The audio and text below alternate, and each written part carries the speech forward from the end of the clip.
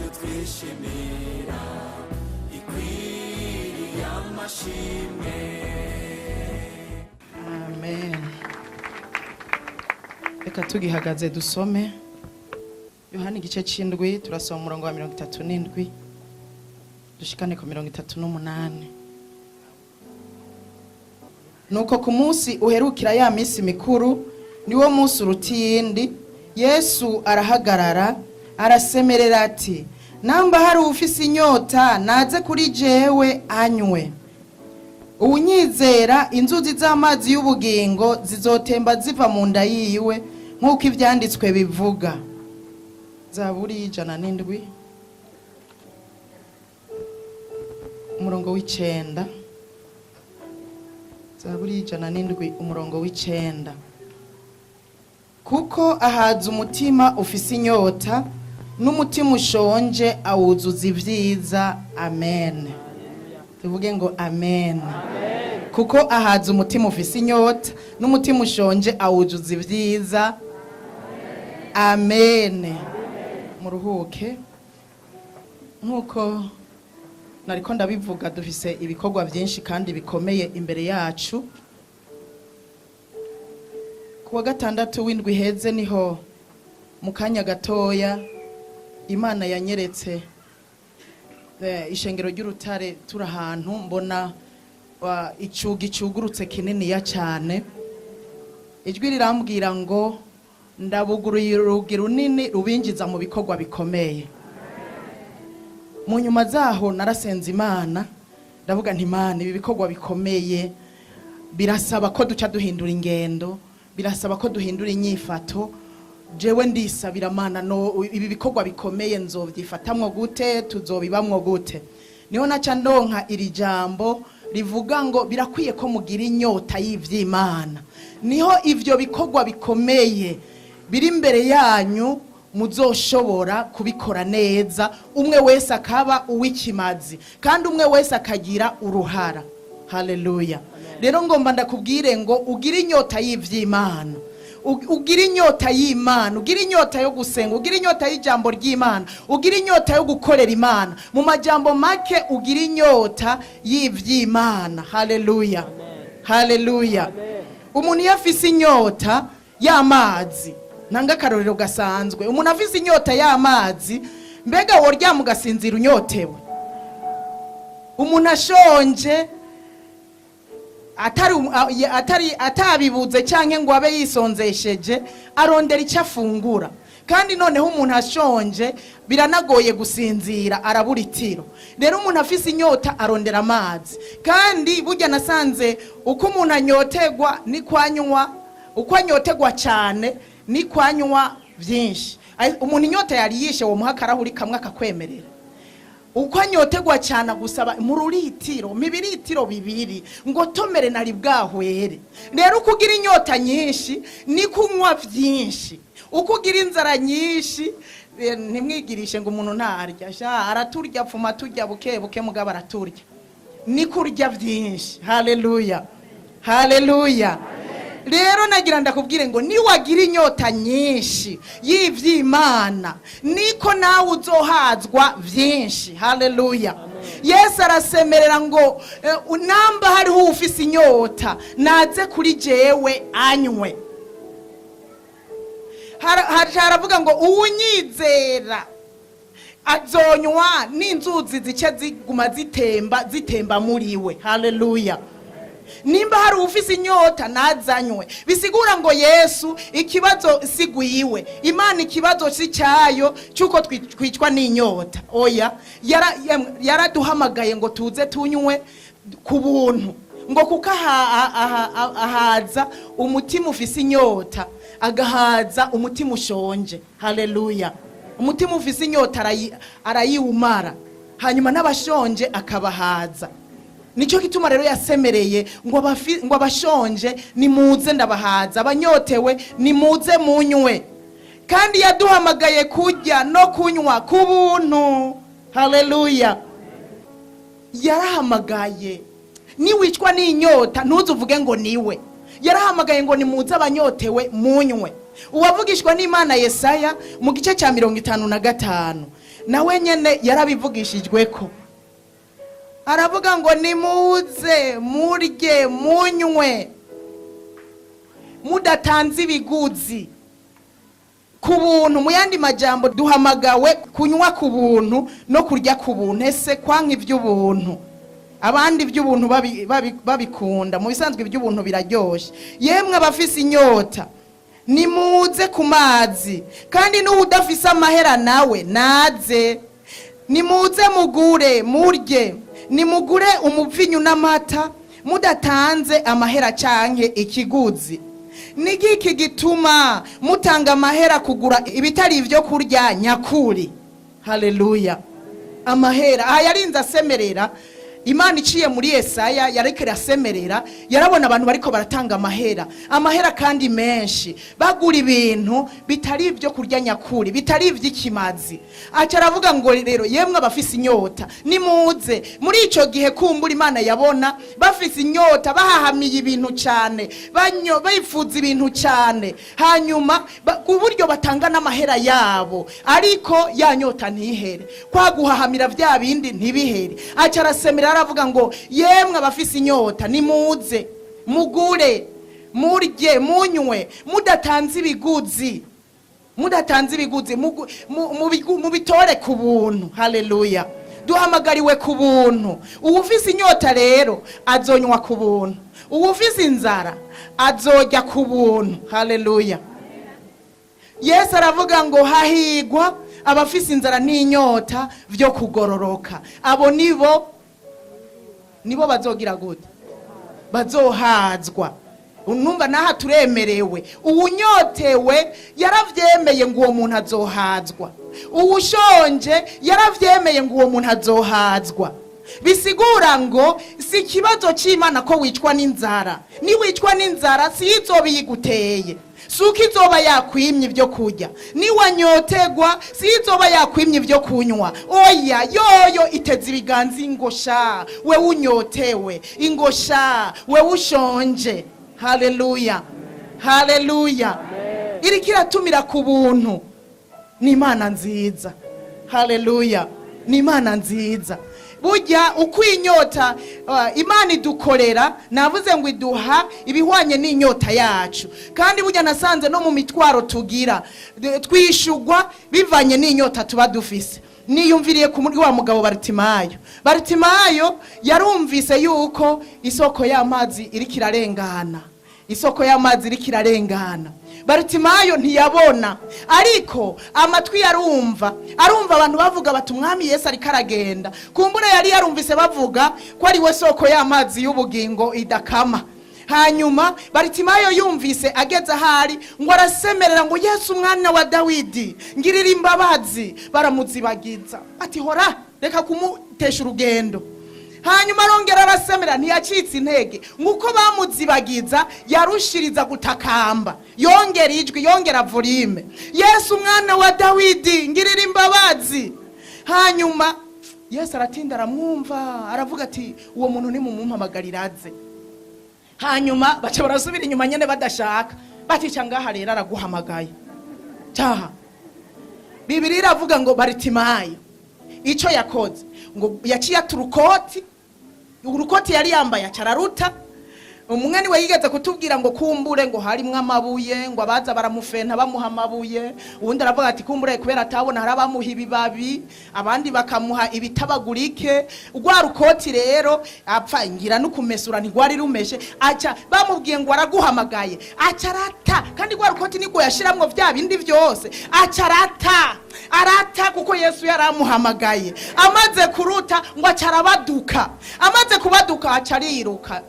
Ngira yarize ati singwa ibyo ari byo byose. Namaze kumwumva ngo acariruka, yiruka ku mwami Yesu. Yesu aramubaza ngo ugomba ko ndagukorera iki? Inyota yari afise Bartimayo ni yari amafaranga, nubwo yicara yasegerereza. Oya, yari yicaye asega kugira ronke ivyarya, ariko siyo nyota yari afise. Yari afise inyota yo guhumuka. Bartimayo racha aravuga ngo ndagomba guhumuka. Niyo nyota mfise, ndanyotewe kubona, ndanyotewe ko amaso yanje abona nk'abandi. yo Yesu rero acaramuhumura acarabona. Imana ishimwe cyane. Burya Baritimayo yahumuwe n'inyota yari muriwe. Nibutse kandi wa mumama yaragwaye ubutinyanga. Ujya mu mama yari mwigugu ry'abantu, abantu benshi. Hanyuma wewe mu mutima aribwira ati icoma gusa nkakora no kubuyonga bw'impuzu ziwe. Yarabona ko bidashoboka kubera abantu abari bamukikuje bari benshi, ariko mu mutima w'icoma je ndazi ko nokira. Hanyuma ngo ari inyuranganya mu bantu kubera inyota, aravuga ati mbisa bicaho bishaka. Ari inyuranganya mu bantu, iyo nyota niyo yatumye yinyuranganya. Ari inyuranganya makara akora kuri bwa buyonga bw'impuzu ziwe. Yesu ngo yumva ubushobozi bumuvuyemo, ati nibiki bibaye, ninda nkozeko. Abandi nababigishwa biwe ati nubona ko abantu ari benshi ntawe bagurwe, nubona ko baguma bakugwako, ariko we yarumva ko akozweko mu buryo budasanzwe. Aravuga ngo ninda, kubera igituma numva ari unkozeko mu buryo budasanzwe, ndumva ubushobozi bumvuyemo. Hari ikintu gikoretse mu yandi majambo. Haleluya. Hariho upunguje amazi ari muri jewe, hariho unyoye ku mazi ari muri jewe, ndumva ubushobozi bumvuyemo. Haleluya. Uno mu mama ngo acarakira ako kanya nyene, yakijijwe n'inyota yari muri, yagize umwete wo kwinyuranganya mu bantu, kandi cyarazira ko abantu bameze kurya baja mu bantu. Ariko aravuga ngo bicaho bishaka, ndagiye. Inyota niyo yamuhagurukije, aragenda. Bisigura iki? Umuntu afise inyota ntagishobora kumuzibira. Umuntu afise inyota ntashobora kuzibirwa n'igugu ry'abantu. Oya. Umuntu afise inyota ntiyitwaza ngo barambugije gukora. Oya. Ararondera uburyo bwose agakorera Imana, nta vyitwaza agira. Umuntu afise inyota ntazibirwa n'ivyari bimuye, n'ivyo n'ubutunzi afise canke n'ivyo, kuko Baritimayo byose yarataye. Urukoti harimo ibyo ari byo byose n'amahera yamaze guseka. Aravuga ati mbisa, arata kugira ngo yishikirire umwami Yesu, abone guhumuka ko yarabifitiye inyota. Umuntu afise inyota nta kimuzibira na kimwe. Nashobora kuzibirwa ngo bariko baravuga, arabandanya kubw'inyota. Inyota niyo imucira inzira, inyota niyo imutera umwete, inyota niyo imuha kurinda, inyota niyo imuha kubandanya, akaca muri bya majambo yose akagenda agashika ku ntumbero. Haleluya. Muyandi majambo umuntu afise inyota arashika ku ntumbero uko biri kose. Nutinye ngo bariko baravuga, inyota iri uzoshika ku ntumbero. Nutinye ngo mbega ngo ibi bintu ngo byibinde yakaye, inyota iri uzoshika ku ntumbero. Nutinye ngo hari abantu benshi, ngo mama mwishengero hari abavuga butumwa benshi, hari abameze yakaye. Kubw'inyota ubutumwa bwiza uzobuvuga tu. Abungere bashake bakwibagire, abungere bashake bayobegwa izina ryawe. Ufise inyota ubutumwa buzodudubiza, usange wadutse no mwibarabara, usanga uri kuravuga. Kandi ufise inyota nyene, iyo nyota mbere yari igihe inyota iseruka n'abantu bakayibona, hanyuma nyene bagaca bavuga bati reka tugutwunywa. Ufise inyota nta kizokuzibira. Ikibazo mfise aka kanya, mbega urafise inyota? Turiko twugururira umuryango munini utwinjiza mu bikorwa bikomeye. Nimufyina by'ukuri, imbere hari ibikorwa bikomeye, hari ibikorwa bikomeye uko udashobora kuvyibaza. Mbega wewe uzogira uruharaki? Mbega wewe witeguye gukora iki? Witeguye gukora gute? Abafise inyota nibo bazogira uruhara rukomeye. Haleluya. Abafise inyota nibo bazogira uruhara rukomeye. Abafise inyota nibo bazokoreshwa, kuko Imana irabazi. Murabizi turaba mu mutima, izobona tuyu umuntu afise inyota yo gukora, ibandanye kumwongera inkomezi. Haleluya. Kandi kimukoresha ivy'ubuhizi, ico mukuzura inyota y'ivy'Imana.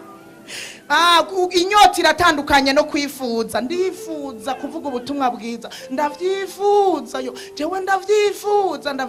Uzopfa uvyifuza, kuko hariho abapfuye babyifuza. Ariko ni waba uvuga uti inyota iramaze, ya inyota. Erega ufise inyota arakora. inyota ntushobora kuyiryamana. Navuze ngo uca ugenda ugatera intambuko ukajya kurondera iki? Amazi. Bisigura ngo ufise inyota aratera intambuko. Iyo nyota nimwemerera kuguma hamwe, iyo nyota nimwemerera gusinzira, iyo nyota nimwemerera gukonyera, aratera intambuko. Inyota yaravuze niyo yamuhagurukije atabona. Baritimayo atabona iramuhagurutsa, arirukaza kuraba Yesu. Inyota rero, inyota iriyo urakora nta kabuza, ariko ababishaka baguma bavuga je ndabishaka, nukuri ndabishaka vraiment, je ndabishaka kuririmba, ndabishaka bikaguma muri ndabishaka jewe nabishaka mugabo nabishaka nta nyota. Inyota ije uzoza winjira mu baririmbyi ku nguvu, ati bansohora batansohora, jewe ndumva inyota ni nyinshi iruzuye. Haleluya. Ufise inyota arakora, ufise inyota ntasinzira, ufise inyota ntaryama. Oya, arakora. Wavuga ngo ufise inyota uzoba utubeshe ukaguma uryamye, kuko ufise inyota cyabaduka agati ibyo afise byose, ibyari kumuzibira byose akabita akabandanya. Haleluya, haleluya. Umwanditsi wa Zaburi ya 42 birivuga ngo niya bene Kora, arandika aravuga ngo nk'uko umurongo wa mbere, nk'uko impongo ihezagirika yifuza imigezi, niko umutima wanje uhemagirika kwifuza amana. Murumva uyu muntu iyo yarageze, nk'uko impongo iriruka nishobora kuguma hamwe, ikibonye iragihitana itarashika ku mugezi. Ngo nk'uko impongo ihezagirika yifuza imigezi, ni ku mutima wanje uhemagirika kwifuza amana. Umutima wanje ugirira Imana inyota, Imana nzima. Nzoza ryari ngo seruke mu nyonga h'Imana. Ubu yaruzuye inyota, afise iri sengesho muri we. Umutima wanje urakwifuza amana, urakunyotewe. Umutima wanje ufitiye inyota Imana nzima. Haleluya, haleluya. Ngo yumva ahemagirika, ahezagirika yifuza Imana nzima. Ni Zaburi ya 84 irabivuga neza. Inyota yari imumaze. Uhoraho nyene ingabo, umurongo wa mbere nyene. Uhoraho nyene ingabo, erega amahema yawe nay'igikundiro, ubugingo bwanje burifuza cyane. Mbere buciwe intege no kwifuza inyubakwa z'Uhoraho. Umutima wanje n'umubiri wanje bivugiriza impundu Imana nzima. Umutima n'umubiri byose hamwe bifatwa n'inyota byose hamwe, kuko byose biri mu muntu umwe. Inyota igwiriye, umutima n'umubiri byose biranyotegwa, bikumva impundu ziriko ziradudubiza. Umurongo wa 3, akanyoni kironkeye inzu, intamba yironkeye icari ahishira ivyana vyayo.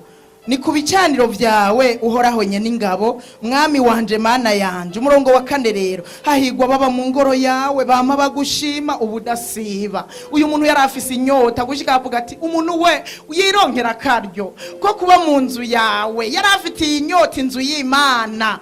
Haleluya. Yari afite inyota inzu y'Imana. Ni hamwe Dawidi yacavuga ngo nukuri kumara umunsi umwe imbere y'Imana ngo biruta kumara iyindi misi 1000 mu bindi bintu, kuko yarabona ngo kuba imbere y'Imana biraryoshe. Bijya yabivugishijwe n'inyota. Ngo harahiriwe abantu bama imbere yawe bagushima, bama mu ihema ryawe bagushima. Abo bantu barahiriwe. Yabivugishwa n'inyota. Icyompa nanje nkaba uwama mu ngoro yawe. Tugirire inyota ingoro y'Imana, tugirire inyota kuba imbere y'Imana, tugirire inyota guterana na bene data. Umuntu indwi ihera adahonyoye mu rusengero ngo aterane na bene data ni ngorane. Nta nyota iri muri wewe, kuko ufise inyota zariruka mu gatondo, ubu bene data barakoranye reka ngende. Ufise inyota vyanse mu gatondo, reka niruke saa 6 nazibigwa nibi na biriya. Oya, inyota iranyi, reka basi nje naho ndushe, reka nje kurara nijoro na rimwe kubw'inyota yo kuba mu ngoro y'Imana, yo gukorana n'abandi. Ufise inyota ku munsi wa 3 hagera yavuga ngo hatevye. Jewe ndavyibuka ngikizwa twasenga ari kuwa 4, ariko ndababwire kuwa 4 hagera hagera jewe numva umengo umwaka wose uraheze, jewe nagiriwe ubuntu nkizwa mba hafi y'urusengero, nuko gusa jewe nahaca, jewe narashobora guca kwishengero mvuye ku kazi nkarunguruka basi nkaraba mu nzu y'Imana, nkaraba gutya, hanyuma hamwe naricara gatoya, sinari bwamenye no gusenga ngo ninjire mu mpwemo, eka naricara nkirabira mu rusengero nkumva ko nahaciye gusa. Hanyuma jewe umwungere ambonye akavuga ngo Imana iguha umugisha, yo nasha numva ndahiriwe rero handagiye, naca ngenda numva nyene ntwaye ibintu byinshi cyane. Ariko gushika kuwa kane numva by'ukuri oya, kuko icyo gihe nitwari bwatangure gusenga mu gatondo, numva kuwa kane ari kera cyane. Ugikizwa niyo nyota ntuyigire, biragoye kuzoyigira warayibuze mu ntango. Sha abantu batashuhiraniye arabafiance kugira baze gushuhiranira bamaranye imyaka 40 ingahe, usanga bitoroshe.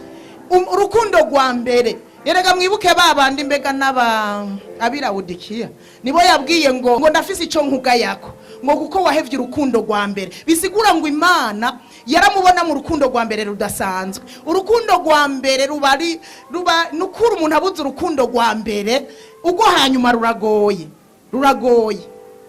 Rero inyota urayikeneye, nanje ndayikeneye. Haleluya. Urayikeneye nanje ndayikeneye, inyota y'ivy'Imana. Mose yari umugabo arongora abantu, birakwiye ko barongozi twamana inyota y'ivy'Imana. Ibi nabisenze ndavuga nti Imana umfashe namana inyota yawe. Mose yararongora abantu akamana inyota, Mana ndashaka kubona ubwiza bwawe. Usomye mu Kuvayo 33 umurongo wa 18, Mose ariko arasenga aravuga ngo ndakwinginze unyereke ubwiza bwawe. Yabisubiyemo kabiri abwira Imana ati ndakwinginze unyereke ubwiza bwawe. Ryari ryo sengesho, yarafise inyota yo kubona ukubaho kw'Imana, yo kubona ariko ararongora abantu ari kumwe n'Imana, yo kubona ari mu rugendo atwaye abantu ari kumwe n'Imana. Haleluya.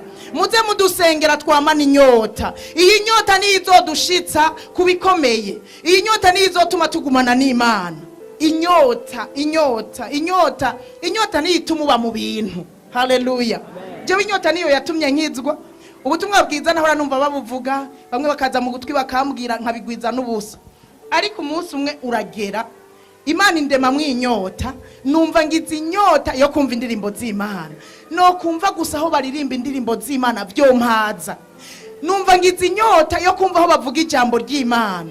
Hanyuma ico gihe ibyo nahora nkora kuwa Mungu ca ndabiheba. Nahora nkmesura, nkagorora, nkanywa gacupa, mejeje kumesura no kugorora, nkacanywa gacupa ka aperitif imbere yo gufungura.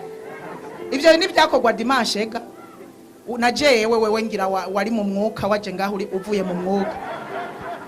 Hanyuma rero umunsi umwe numva ntewe niyo nyota, numva nyene ndiko ndagurugumba nifuza indirimbo z'Imana, amajambo y'Imana. Ndaheba vya bindi navuze ko inyota takiyizibira, ndaheba vya bindi byose kumesura, ndaheba bimwe byo kugorora, ngenda gusenga. Ngiye gusenga rero malheureusement aho nagiye inyota nahavuye idaheze, sinaronse ibyo nari nifuza. Hanyuma uwunda carantumira ngenda ahandi iyindi dimanche. Hanyuma ncampura n'ico umutima wari wifuza. Rero rya jambo ndarironka, bitako ndonka n'indirimbo birakora ku mutima wanje. Kuva ubwo ndamataho hantu, kandi iyo nyota ikibandanya kuba muri jewe. Rero uvize inyota navuze ngo urahaguruka ugakora. Narahagurutse ndaheba byose, ndagenda nakora. Ni wabuvize inyota tuzobibonera mu bikogwa, bibonekera mu bikogwa. Uvize inyota yo gusenga ntaguma ndafise inyota none wabikoze. Ndabishaka jewe gusenga, ndabishaka none wabikoze. Ndifuza ko nogira nk'iminsi indwi bikaguma muri ndabishaka, ndafise inyota yasanga hapi nizoba ariyo. Kuko uyifise aza yumva na appetite icitse, akumva appetite iracitse, akumva inyota inzara y'ivyo kurya iraze. Jewe iyo vyasaze numva ibyizinga za misi yose nazo nkaca mbona umengo kwanza ivyo kurya biragwaza. Kandi naciye numva umuganga bivuze. Naciye numva umuganga bivuze tabantu barya, numviriza uri ngaha we urya kuva itariki 1 gushika 31. umviriza, yaravuze ati abantu bahereye bakimenya kurya batarigera basiba kurya n'umunsi n'umwe, bakaba bakwije imyaka 50 bararambye. Yariko aravuga ngo bararambye kuko esitomi iraruha, igitigu kikaruha, amaintesta akaruha, mu mutwe hakaruha. Erega ngo indya ziraruhisha mu mutwe. Hagiyo twisonzesheje ubwenge buranagurwa. Yariko arabivuga, yari umudokiteri kandi akijijwe. Abantu murya imisi yose kazi kanyu, zamurabiheba, ubwenge bunagurwe. Haleluya, haleluya, haleluya. Inyota yo gusenga turayikeneye kugira ngo duhamagare ubwiza bw'Imana, tube mu bwiza bw'Imana. Mose ati ndakwinginze unyereke ubwiza bwawe. Yarabushaka kuko byaramuremesha mu rugendo. Nariko ndavuga ngo muhe musengera abarongozi mu buryo bwose, mu nzego zose, kugira ngo baturongore bumva ko bari kumwe n'Imana, bumva ko bari mu bwiza bw'Imana. Reka mvuge twumva ko kubera nanje ndimo, twumva ko turi mu bwiza bw'Imana, twumva ko tubona ukubaho kw'Imana biraremesha. Urazi kweherana abantu uri wenyene, ubabwira ibyawe, ejo ugasubira ibyawe, hirya yeje ibyawe. Turakeneye kubana n'Imana. Erega turagera hanika tubwira tubuna aho babwire gucya kubera muri kumwe. Haleluya, haleluya, haleluya. Inyota, ndakwifuriza kugira inyota mu izina rya Yesu. Reka ndangirize kuri aya majambo. Icyo mukagira inyota. Uyu munsi uri kuratumirirwa kujya ku buntu. Amosi, uyu munsi uri kuratumirirwa kujya ku buntu, ariko nagira ndakubwire yuko ibi bizogira iherezo. Amosi 8:11 ndangiza nsozera. Imisi zoza ni kumwami uhoraho avuze, nzoteza inzara mu gihugu, nizoba ari inzara y'ivyo kurya canke inyota y'amazi, ariko izoba ariyo kumva amajambo yanje jewe uhoraho. Hariho agakurikira kavuga ngo kandi bazozerera bakubite ku kiyaga baje ku kindi, bazojarajara bakubite no mu buraruko baje no mu buseruko, kugira ngo barondere ijambo ry'uhoraho. Yamara ntibazoribona. Urazi ko hazoba ibihe tuzonyotegwa tukabura amazi. Urazi ko hari ibihe tuzonyotegwa ijambo tukaribura. Urazi ko hari ibihe tuzonyotegwa indirimbo z'Imana tukazibura. Uyu munsi dutumiriwe kurya no kunywa ku buntu. Imana idufashe, Imana idutabare. Yesaya yaravuze ngo nimurondere uhoraho bigishoboka kwabonwa, mu mwambaza akiri hafi. Abafise inyota nimurondere uhoraho bigishoboka kwabonwa, kuko hariho igihe bitazoba bigishoboka. Na Mose yarabivugishijwe ngo kandi ngo izoba ari Imana ibateje abantu inyota, ngo ndabateze inyota abasore, inkumi.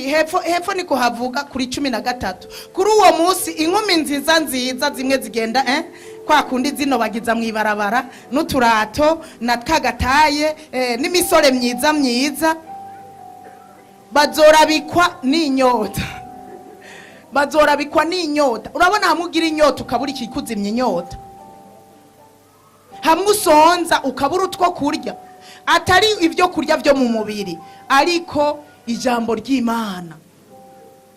Banyotegwe ijambo baribure, banyotegwe basonze ijambo baribure. Ni muzi uyu munsi turigirira inyota, turirye rikiriho, rikivugwa tukumviriza. Erega hamwe n'ivyo turisomera tukongera tukagira abo twumviriza. Burya no kumviriza abandi birakenewe. Haleluya.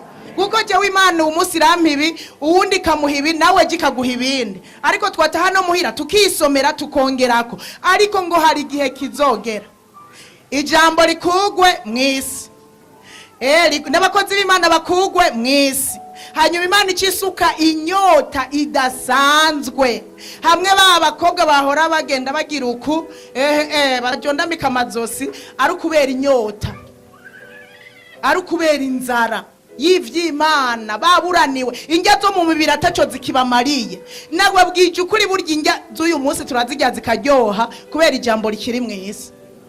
Uyu munsi turambara tukabegwa kubera ijambo rikiri mw'isi. Ngo abakobwa beza beza ibyo kubegwa ntibizosubira kubaho, abasore beza beza ibyo kubegwa ntibizosubira kubaho. Oya, kubera bazoba babuze ijambo. Uyu munsi turiko turatumirwa kujya ku buntu no kunywa ku buntu. Inyone wewe inyota urayifise? Uyu munsi ndagomba dusenga Imana tugira inyota. Burya inyota niyo ituma dusoma ijambo. Inyota uyirondere usenga Imana. Mose ubwiwe yaraje imbere y'Imana, ndakwinginze unyereke ubwiza bwawe, ndakwinginze ndashaka kukubona Mana.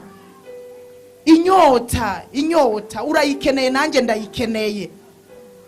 Kandi abafise inyota barahiriwe, ngo nibo bazohazwa. Ariko atanyota ufise, wapi?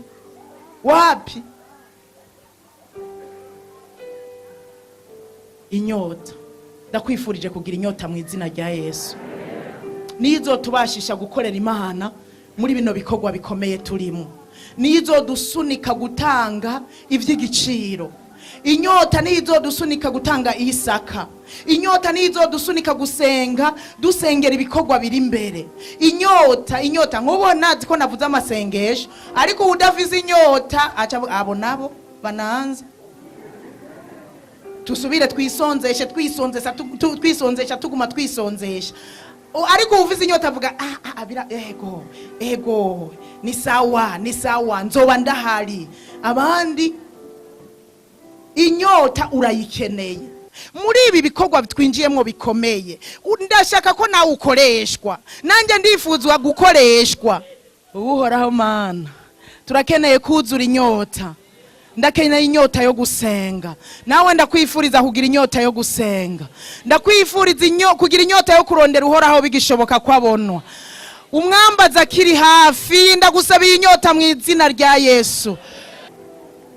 Haleluya. Muve hasi dusenge. Dusenge kugira Imana itwuzuza inyota. Inyota y'ivy'Imana, inyota. Haleluya. Inyota y'ivy'Imana. Umuntu afise inyota atambuka kabiri, abariko aravuza akaradiyo harimwe indirimbo z'Imana, bariko baravuza ubutumwa, bariko baravuga ubutumwa bwiza. Umuntu afise inyota yumva aho bariko baravuga ivy'Imana, naho hataba mwishengeri wabo acagenda ariruka atireka nivyo ntibindengane navyo.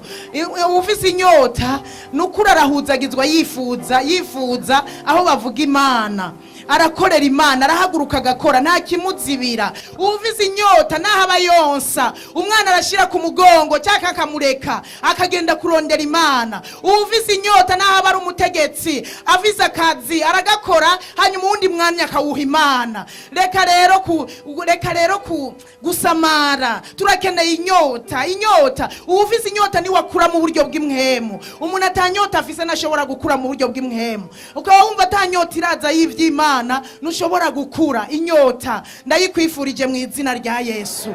Haleluya. Inyota, duzi ikiganza cyawe uhamagara inyota yo gusenga, inyota yo gusoma ijambo, inyota yo kuvuga ubutumwa bwiza. Nitwagira inyota yo kuvuga ubutumwa bwiza tuzovyara urusengero rw'abantu 10,000 guzure. Atanyota ihari tuzogenda uko turi tugumuko. Ariko urakeneye inyota, nanjye ndakeneye inyota. Tugende tubwire ubutumwa bwiza ivyaremwe, abaremwe baze mu nzu y'Imana bakorera Imana. Inyota Mana, ndayihamagaye inyota Papa. Erega niwe unayitanga ukongera ugacuduhaza. Ndahamagaye inyota muri mwene data, inyota yo gusenga Mana, inyota yo kwisonzesha Mana, ndayihamagaye. Hari abantu byananiye kwisonzesha, batewe n'ivyitwazo ibi na biriya, ngo sinshobora kubikora kubera ikina kiriya. Mana, ndabasabiye inyota mu izina rya Yesu. Ndabasabiye inyota inyota,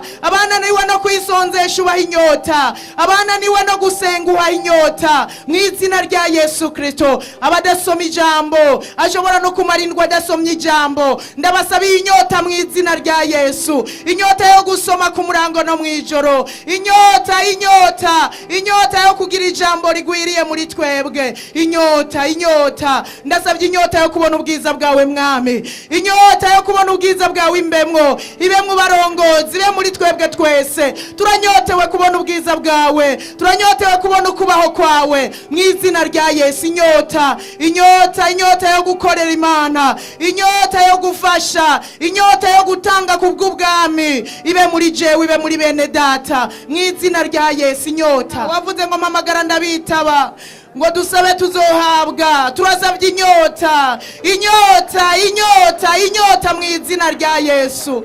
Inyota, reka mwene data agira inyota, inyota yo kuba mu makoraniro, baba Kristo bo kuwa Mungu, ndabasabiye inyota yo kuza hagati mu ndwi mu izina rya Yesu. Inyota yo kuzinduka ibe muri benshi, inyota inyota inyota ya saa sita igwire mu izina rya Yesu. Inyota inyota inyota inyota ibe muri twebwe mu izina rya Yesu. Inyota yo kugendererwa nawe, inyota yuko ingabire zovugutigwa, inyota yo kuvugishwa nawe, inyota yo gukoreshwa ibitangaza ibe muri twebwe. Inyota inyota inyota inyota inyota y'ibyawe mwami ibe muri twebwe, inyota y'ijambo ibe muri twebwe, inyota yo kubwira abandi ibyo twamenye, ibyo twaronse mu izina rya Yesu. Nimba mwami hari icyo wakoze muri twebwe, dukwiye kugira inyota yo kubwira abandi uko tubona aho wadukuye naho dushikanye. Iyo nyota ibe mu muntu wese mwami,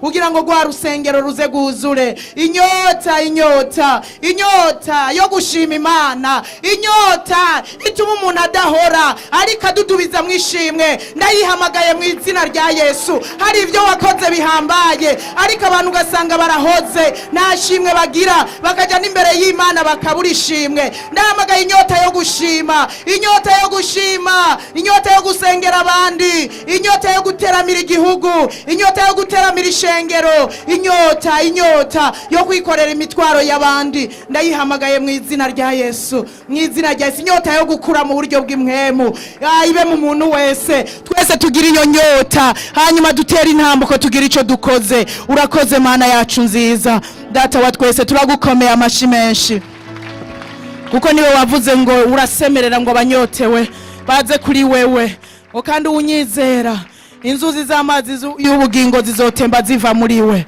Urakoze urakoze, turagushimiye mu izina rya Yesu.